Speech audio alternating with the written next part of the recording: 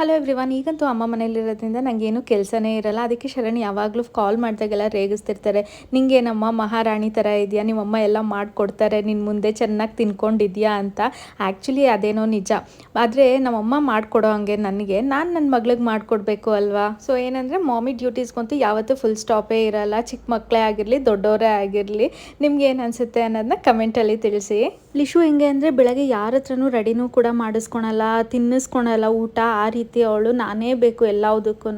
ಇನ್ನು ಅವಳು 3 ಡೇಸಿಂದ ಕೇಳ್ತಾನೆ ಇದ್ಲು ನನಗೆ ನೂಡಲ್ಸ್ ಮಾಡಿಕೊಡು ಅಂತ. ಸರಿ ಅಂದ್ಬಿಟ್ಟು ಇವತ್ತು ನೂಡಲ್ಸ್ನೇ ರೆಡಿ ಮಾಡ್ತಾ ಇದ್ದೀನಿ ಅವಳ ಲಂಚ್ ಬಾಕ್ಸಿಗೆ ಹಾಗೆ ಬ್ರೇಕ್ಫಾಸ್ಟಿಗೆ. ಇನ್ನು ಈ ನಡುವೆ ಪರ್ಸ್ನಲ್ ಆಗಿ DMs ಬರ್ತಾ ಇರೋದು ಅಂದರೆ ಲಿಶುಗೆ ಯೂಸ್ ಮಾಡುವಂಥ ಸ್ಕಿನ್ ಕೇರ್ ಪ್ರಾಡಕ್ಟ್ಸ್ನ ಶೇರ್ ಮಾಡಿ ಅಂತ.